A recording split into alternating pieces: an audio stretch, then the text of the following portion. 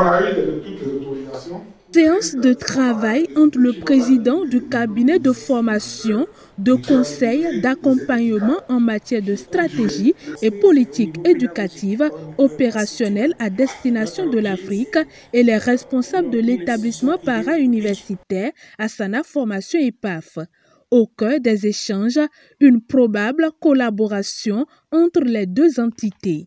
Ce qu'on retient de nos échanges, c'est la volonté de construire des offres innovantes, des offres différenciées, parce que l'EPAF, vu de loin, est un établissement de métier. Mais il faut écouter le président pour savoir que l'offre qui se prépare pour l'avenir est une offre particulière qu'on n'aura jamais vue ailleurs pour le moment.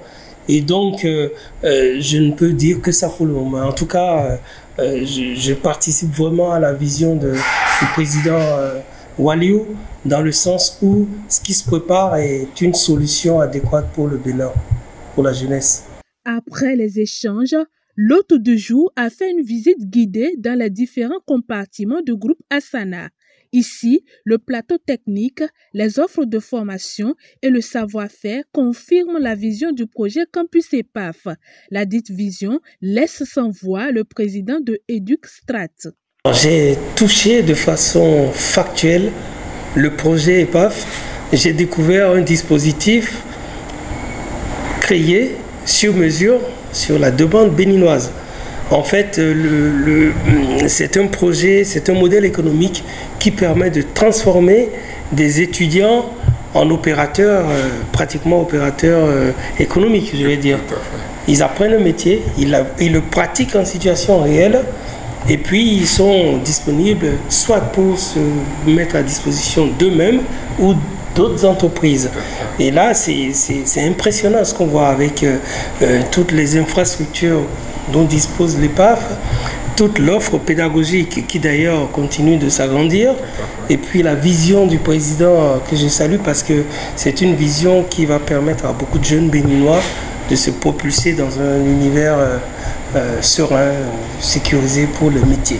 Cette vision assez particulière des responsables de l'EPAF est un bon départ dans ce processus de collaboration entre les deux entreprises. C'est pourquoi EducStrat s'engage à accompagner l'EPAF à travers les relations partenariales les jours à venir.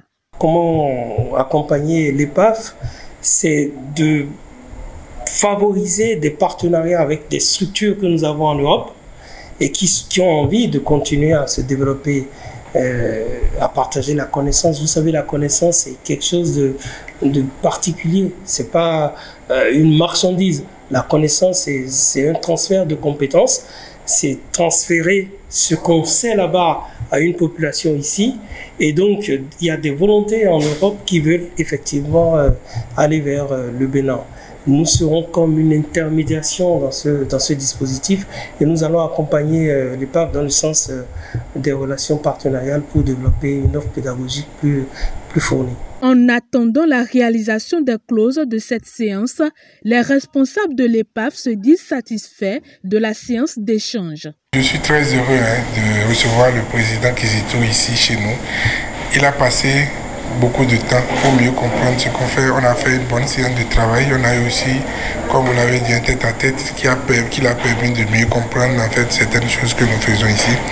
Et déjà, c'est de le remercier vraiment pour la disponibilité et la confiance aussi qu'il a placée en nous.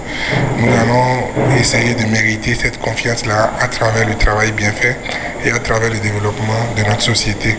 Les différentes décisions qui seront issues de la collaboration entre l'EPAF et EducStrat France vont donner un coup de pouce au projet Campus EPAF et par ricochet vont participer au développement du Bénin.